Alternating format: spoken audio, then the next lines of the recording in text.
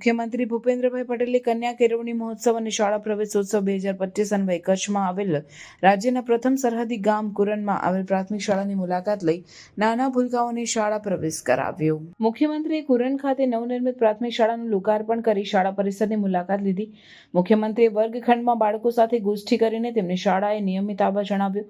મુખ્યમંત્રીએ આ અવસરે શાળા વ્યવસ્થાપન સમિતિની બેઠક યોજી શાળામાં ચાલતી શૈક્ષણિક પ્રવૃત્તિઓ અને કામગીરીની સમીક્ષા કરી જરૂરી સૂચનો કર્યા હતા।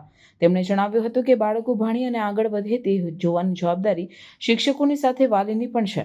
કન્યા કેળવણી મહોત્સવને સાર્થક બનાવવા આપણી દીકરીઓ ભણી આગળ વધે તે માટે દરેક વાલી તેમની દીકરીઓને અવશ્ય ભણાવવા માટે અનુરોધ કર્યો હતો।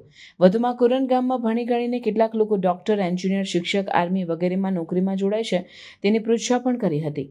મુખ્યમંત્રી ભૂપેન્દ્રભાઈ પટેલે કચ્છ જિલ્લાના કુરન ગામ ખાતે સમગ્ર રાજ્યમાં ચાલી રહેલ કન્યા કેળવણી મહોત્સવ અને શાળા પ્રવેશોત્સવ 2025 અંતર્ગત બાળ વિદ્યાર્થીઓને શૈક્ષણિક કીટ અર્પણ કરીને શાળા પ્રવેશ કરાવ્યો હતો। મુખ્યમંત્રીએ શૈક્ષણિક ક્ષેત્રે શ્રેષ્ઠ પ્રદર્શન કરનાર શાળાના વિદ્યાર્થીઓ તથા 400થી વધુ દીકરીઓને શાળામાં પુનઃ પ્રવેશ કરાવવાની ઉત્કૃષ્ટ કામગીરી કરનાર સંસ્થાઓને સન્માનિત કરી અભિનંદન પાઠવ્યા હતા।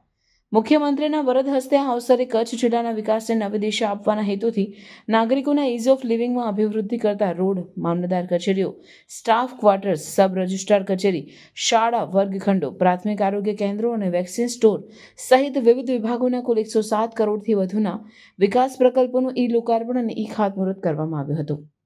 મુખ્યમંત્રીએ આ અવસરે કુરનના ગ્રામજનોને ઓપરેશન સિંધુની સફળતા અને શિક્ષણ પ્રત્યેની તેમની જાગૃતિ બદલ અભિનંદન પાઠવતા જણાવ્યું હતું કે દરેક સમસ્યાનું સમાધાન શિક્ષણમાં જ છે। તેમણે ઉમેર્યું કે માનનીય વડાપ્રધાન નરેન્દ્રભાઈ મોદીએ શિક્ષણના સશક્તિકરણ થકી વિકસિત ભારતનો સંકલ્પ કર્યો છે અને તેમની શાળા, શિક્ષણ અને સમાજ વિકાસના દ્રષ્ટિકોણને કારણે રાજ્યના છેવાડાના ગામો સુધી રાજ્યના ખૂણે ખૂણે વિકાસની ઝલક જોવા મળે છે। મુખ્યમંત્રીએ કચ્છ જિલ્લામાં 4100 નવા શિક્ષકોની ભરતી કરવામાં આવી રહી હોવાનું જણાવી કચ્છ જિલ્લામાં શાળા પ્રવેશ મેળવેલ સૌ વિદ્યાર્થીઓ વિકસિત ભારત માટે વિકસિત ગુજરાતના ભાગ્ય વિધાતા બનશે તેવો આશા વ્યક્ત કર્યો હતો।